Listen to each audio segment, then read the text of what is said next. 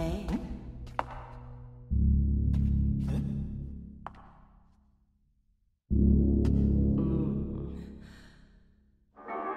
Baby, you smell good.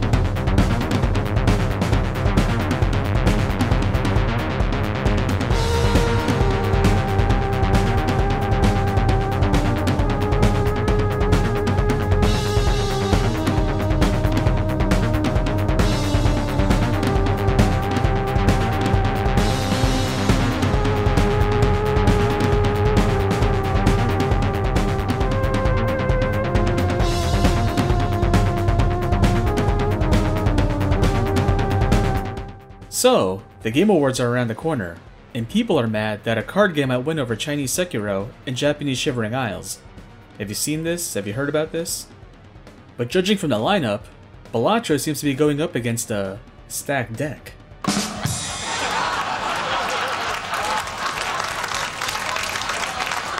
Yeah, so besides voting for Pekora, I haven't been paying too much attention to TGA stuff.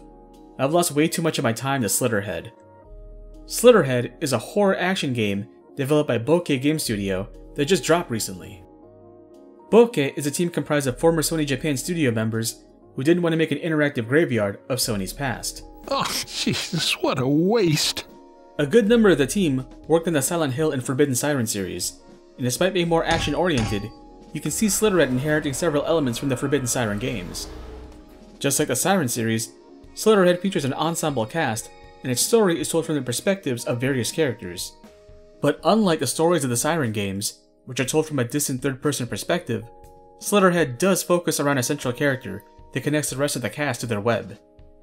We never really know who they are, and they get various nicknames as the plot progresses, so for our convenience, we'll just refer to this being as the Entity. The game starts off with the Entity drifting aimlessly about the streets of Kowloon. They're not sure who or what they are. All they know is that they have one mission in this world: eliminate Slitterheads. Slitterheads are mimic monsters who prey on humans. They come in various shapes and sizes and have absolutely no regard for human life. To go up against such a formidable foe, the Entity must use a human as a host and forge weapons out of their blood. But humans are frail and prone to death. However, there's a small percentage of people who resonate with the Entity better than other humans, and they can manifest stronger blood weapons and abilities. The game refers to these types as rarities. By rescuing these special individuals as they near the brink of death, the Entity builds a stable of rarities from which it can recruit for various missions to hunt down and eliminate the Slitterheads that have infected the city. Because of the body hopping mechanic, there's been jokes about how Slitterhead is if the third birthday was good. I'll do you one better. This is the Wonderful 101 meets The Thing. At the start of every mission, you choose which rarities you want to bring. Some missions will lock you into a specific rarity, but you can still bring a +1 as a companion once you've recruited them. Each of the rarities you recruit have their own unique weapon that manifests from their blood and represents an aspect of their personality. Shoutouts to Habibi here, who may not look imposing, but happens to be one of the best fighters in the game, simply because she can blow out Slitterheads' backs with their bloody oven mitts.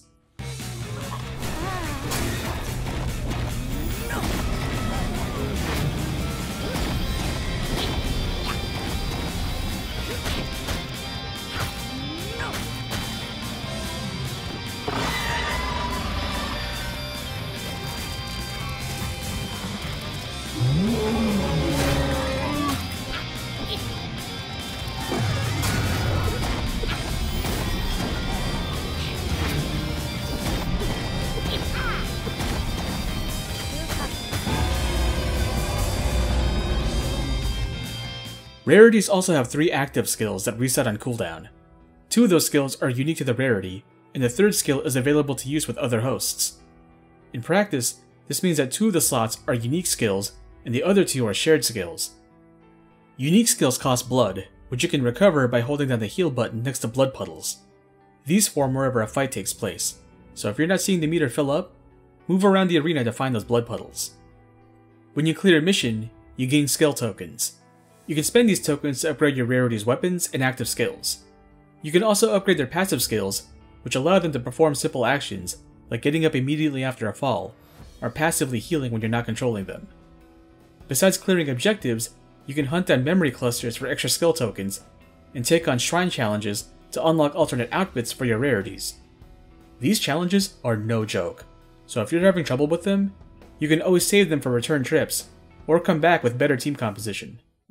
During combat, Slitterheads will throw out attacks that you either have to dodge or block. Blocking attacks will consume your weapon's durability meter, but catching perfect parries will stagger the enemy and fully restore your durability. Catch enough perfect parries and you'll trigger blood time. It's exactly what you think it is. Bayonetta's witch time if all you ever do is parry with the Muna Maha Kala. To block, you have to lock onto a Slitterhead and press the right stick in the direction that the on-screen prompt will flash. I don't know how much of a hot take this is, but on paper, this sounds like a better version of Metal Gear Rising's parry system, because I don't have to look at a Chip Cheesin video to know if I'm doing it wrong. In practice, it's an okay parry. The timings on attacks are like late-era FromSoft games, where they intentionally mix up the fast and slow attacks, so you don't become complacent. Foot dive! A sticking point for me is how Slitterhead attacks tend to skate, so you can't always judge by distance whether they whiff. The game is checking to see if you've inputted a block or dodge. One of your rarities has a unique skill that lets them auto-parry any incoming attacks, so long as you're in a neutral position and not attacking or performing another action. Bear in mind that locking onto one target doesn't mean you'll be able to see the parry prompts for other Slitterheads, that is, until you unlock the passive skill for that particular rarity. I'd be fine with this if the game could give me a cursor to tell me which target I'm locked onto. The other annoying aspect of combat is that higher level enemies can impose rules on the battlefield. Maybe your max health is capped or your weapon durability is sapped dry. You can either power through it and fight under these conditions, or bring the rarity that lets you temporarily resist these effects. To progress the plot, you have to talk to your various rarities to unlock missions while learning more about them and life in Kowloon. Any discussions you've had are locked away, but you can jump to the Memories tab in the menu to review them and refresh your own memory on the chain of events. What the trailers don't show is that this is a Groundhog Day game. You're locked into the same 3-day cycle and can jump to any day whenever you want. Most missions will have a second and even third version where you try to undo past events. Because of this, some missions will have you go through tutorials you've already seen before. If that sounds too annoying for you, maybe hold off on getting this game. If you can't put up with some repetition, you're in for a ride. I am not joking when I say this game goes places. Kowloon is a fun maze of a city with various nooks and crannies for humans and Slitterheads to slum about. Sometimes, you have to find the target hidden among the crowd. Once you catch their scent, you follow the trail. When you get close enough to the target, you have the ability to sightjack them to pinpoint their location. If that term sounds familiar, it's the exact same word that the Siren games used for the mechanic to look through the eyes of Shibito. When you approach someone who might be the target, you can splash them with blood to reveal their identity. Now here comes the annoying part of the game. I hope you like Yakuza 3 because you're gonna have to chase the targets down and damage them enough so that they trigger the next phase of a fight. But the enemies like to fling debris in your way to trip you up, and they'll even stop momentarily to knock you back with an attack. If you don't keep up, they could break contact and take on a new disguise, and you'll have to repeat the process all over again. You have some tools in your kit to slow them down, but these set pieces are where the body hopping mechanic is supposed to shine. You jump ahead of the target, far enough away so that you can bop them as they cross paths with you, and eventually they'll turn. What I like about Slitterhead's look is that, on some level, Bulkhead knows they can't go band for band with bigger studios when it comes to visuals. I don't think I'm being mean when I describe the art style as a Japanese PS3 game that was given an HD remaster. But despite this, the game maintains a slick style with the way it handles conversations with the rarities. Instead of a basic shot-reverse shot composition with talking heads, the game makes use of double and triple exposures to overlay characters on top of environments while the dialogue plays out. The only other horror game I know that's using exposures this well is Alan Wake 2. And for all the things I say about the combat, I love that Slitterhead, as a new horror action game, isn't just trying to resemble a modern Resident Evil remake. It's not an over-the-shoulder shooter where you're managing ammo and restoratives while going on key hunts. At its core, the gameplay is essentially an action RPG without the number crunching. This is everything you need to know about Slitterhead without spoiling it. If the premise sounds enticing, then definitely get it because it's $50 on Steam right now. The rest of this video will spoil some of the plot, but I'll hold off on some parts so I don't give the whole goat away. Are you ready? Okay, so we gotta talk about parallel universes. So every time we gotta get back to the past, we make things worse. It's like Xeroxing a Xerox over and over again. At some point, we start losing some of our team because of our actions. It starts off innocuous enough when one of them questions the morality of eliminating the Slitterheads, as some of them seem to retain a shred of humanity. And for anyone who asks, why can't humans and Slitterheads coexist? They fucking get that answered real quick. Now, because the percentage of finding a rarity is so low, you take who you can get for a recruit. If one of them happens to be a homeless guy who used to be a pro boxer, you take that. The point I'm trying to make here is that there's no vetting process for this job, no HR department. So you might run into worst case scenarios, like recruiting a mentally unhinged person who's more obsessed with killing Slitterheads over and over again, instead of pulling the world out of this time loop. So an argument breaks out between your rarities, one thing leads to another, and oh no! The very thing we were trying to prevent happened anyways. Then the credits roll to fake you out, but actually, we're on the path to the true ending.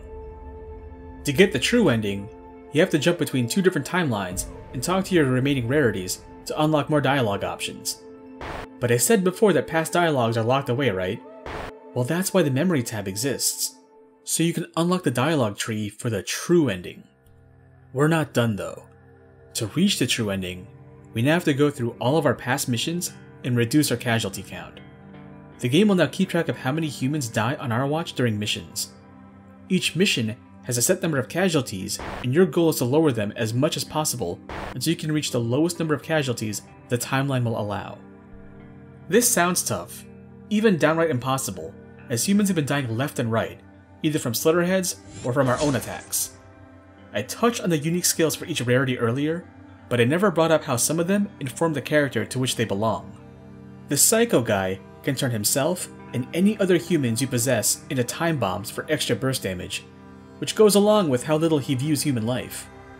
But one of your rarities has both an active skill that instantly heals and revives anyone around her, along with a passive skill to have her attacks phase through humans, and that effect carries over to your companions. So although you could feasibly lower your casualties without her, she brings way too much to the table to be benched for this arc.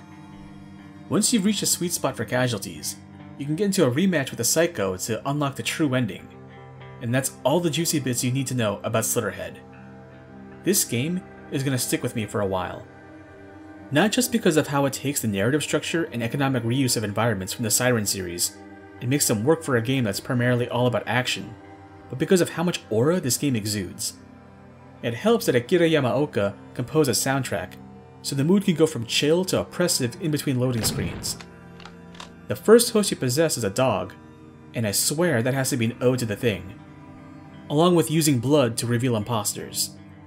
And if nothing I said has pushed you into getting this game, look at one of the alternate masks you can get. See what I mean? Aura. Play Slitterhead.